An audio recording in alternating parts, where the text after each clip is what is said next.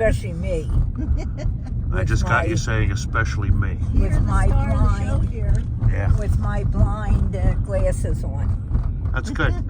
Now I'm going to All right, go. ladies and gentlemen, here we are with my Aunt Jerry, and she's doing all the driving with her Ray Charles glasses. Now listen, here's the worst thing with your videoing. What I was concerned that you're not going to be disappointed because mostly everything It's gone. that is gone. All right, we'll get to see the corners.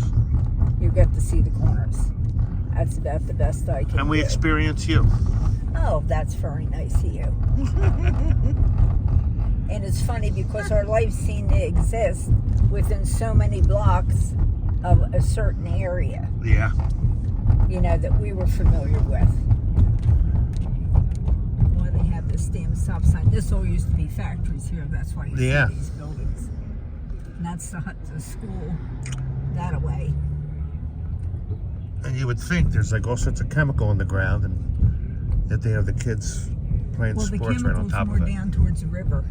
Oh, okay. Because these used to be all houses.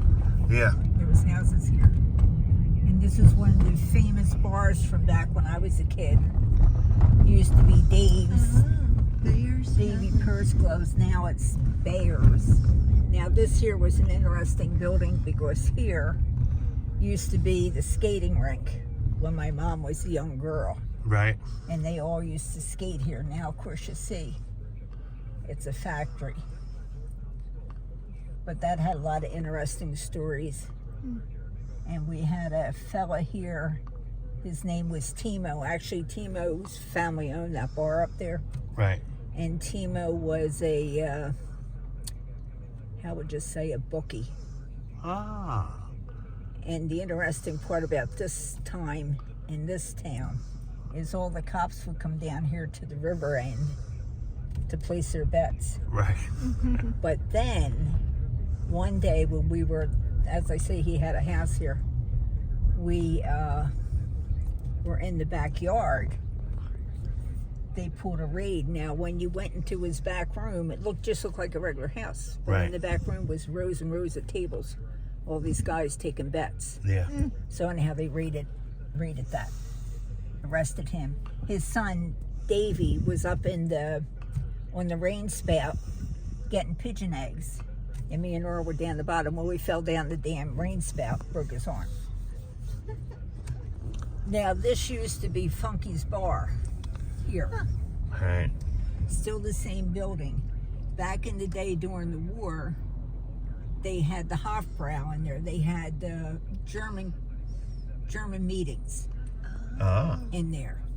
So that was a little controversial. I'll take you back and around again.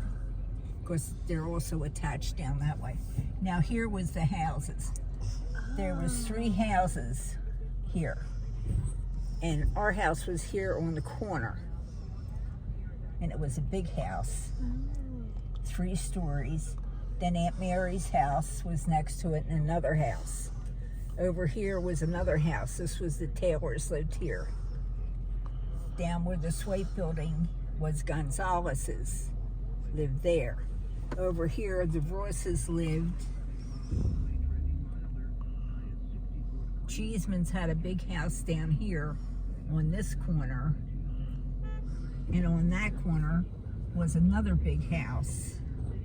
Was Cheeseman's. In that house in particular, the boards would fall off the house, and Mom would go down the river and get pieces of wood and help Helen nail the holes closed. Oh my God. Now here, as I say, it was a house. Now up here was a window that your dad used to make. He'd make the wooden planes. Yeah. Right? Spend hours. And then the big launch was we'd all be gathered. It was in my grandfather's room. All be gathered while he launched the plane on fire out the window. So that was like a big, we had a very little yard. We had a garage here, and we did have a beautiful cherry tree in the backyard. It's amazing when you think what was here and what's here now. Yeah. Then over here, behind our garage, Moscows lived. And over here, Mrs. Masiko had her goats. And she was some type of a Russian, because she always wear the headscarf. Yeah. And she'd be out with her stick, walking the goats back and forth to eat the grass. So she lived here. It's amazing. And you know what's really got me pissed? And I always put a thing in the paper. We lived at 4th and Walnut. Well, because there's a Walnut Street out on the other side of Route 130, they changed the name of the street. Ah. I forget what they call this now. But now here, this Pine, isn't that awful?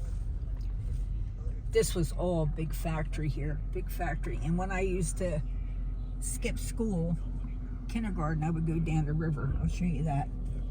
And I would play down the river. Now, back in those days, we had the bottle gang, all the drunks. Never bothered you, never said a word. But here's the best part. See this step here? Uh-huh. I'd like to have a piece of it.